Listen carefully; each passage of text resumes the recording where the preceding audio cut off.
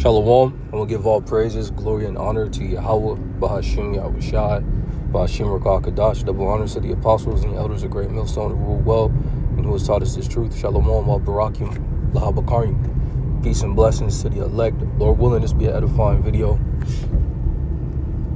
And this is the book of, I believe it's 2nd Ezra 1. This is 2nd Ezra chapter 1 and 37. It says, I take to witness the grace of the people to come. All right, this is future prophecy. And really it's speaking on the elect, it's speaking on the sincere believers, it's speaking on us in this time. It says, whose little ones rejoice. It's like it says, whose little ones rejoice in gladness. And though they have not seen me with bodily eyes, yet in spirit they believe the thing that I say. All right. And that's the sincere believers in this time. We haven't seen Yahushai. All right. We haven't seen the miracles like the Jake that was delivered out of Egypt. Yet in this day and age, we believe. Okay. We believe in this word. We believe in the Lord.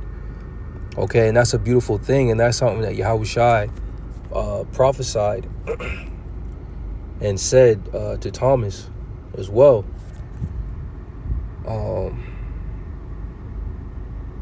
Let's see. This is John 20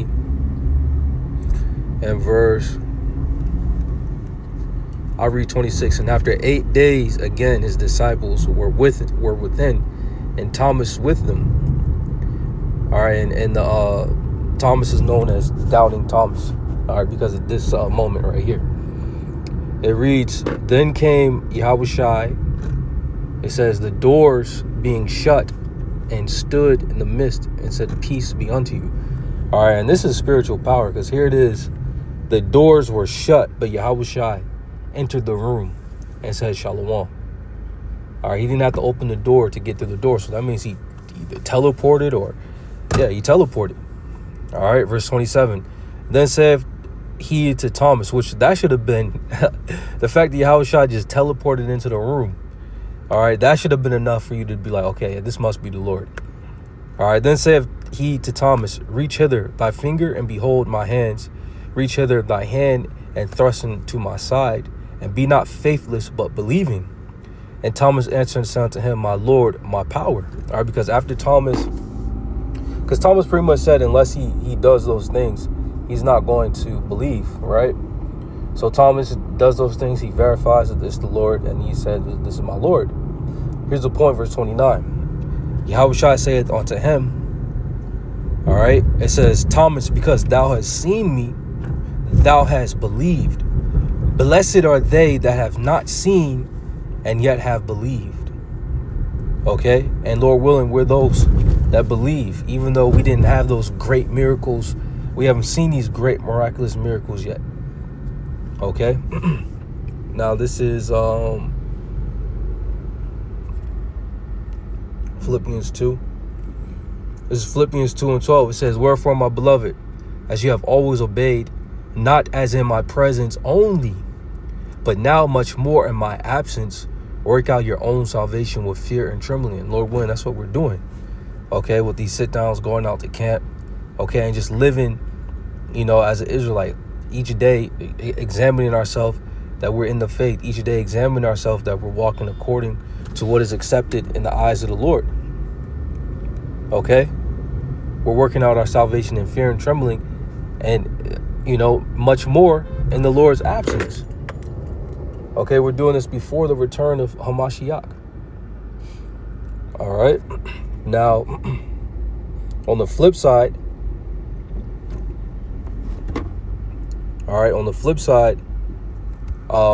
back during when the Lord delivered us out of Egypt, our ancestors, our forefathers, they were denied, all right, because they didn't have this faith. And ultimately, it's just about faith.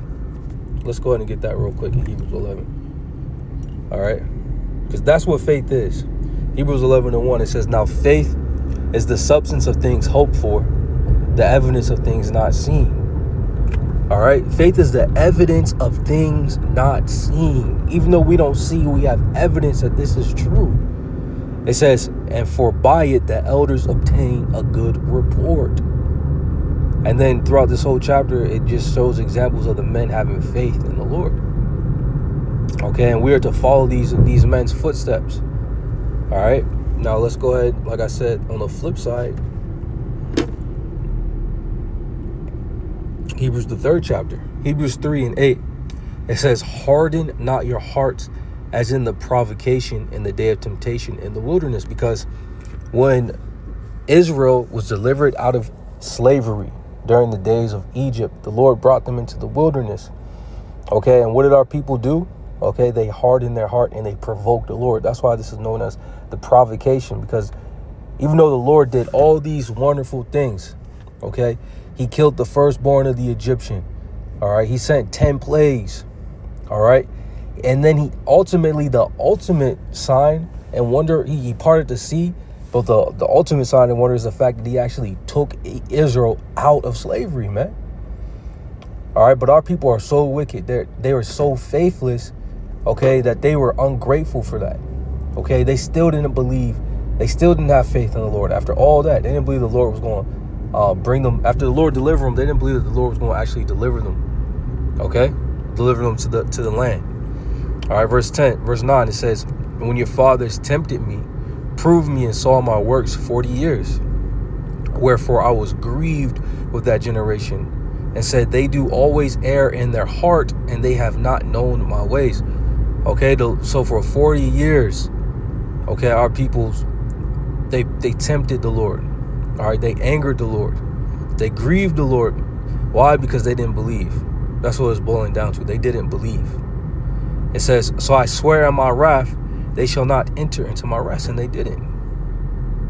All right, they didn't get the promise because they didn't believe. In order to receive the promise, you must first believe.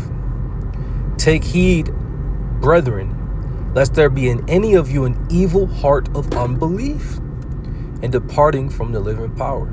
Okay, because that's what happens when you don't believe. You depart away. You go into darkness. You go into the world. So the Lord is always exhorting us and warning us, take heed, unless that evil heart of unbelief takes you. Verse 13, but exhort one another daily while it is called today, lest any of you be hardened through the deceitfulness of sin. And that's why we're diligent. That's why we're constantly coming out to camp every week.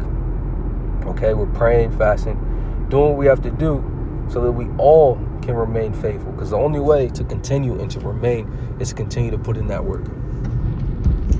All right, verse 14. It says, for we are made partakers of Yahushua if we hold the beginning of our confidence steadfast unto the end. All right, confidence means with faith. Okay, so we're going to receive the kingdom with Yahushua. We're going to be joint heirs with Yahushua if we continue to hold on to this belief. It's not enough that we just believe. Okay, we have to hold and maintain this belief all the way through to the very end. It says, while it is said today, if you will hear his voice, harden not your hearts as in the provocation. Okay, and that's what we're supposed to do. We're supposed to not harden our hearts like our forefathers did during the time that they were being delivered out of Egypt. Okay, Lord, when this was edifying, all praises going on to go see Yahweh Bashim Yahushua Bashim Rakakadash. Double honors to the apostles and the elders of great millstone of rule well. Shalom, Barak.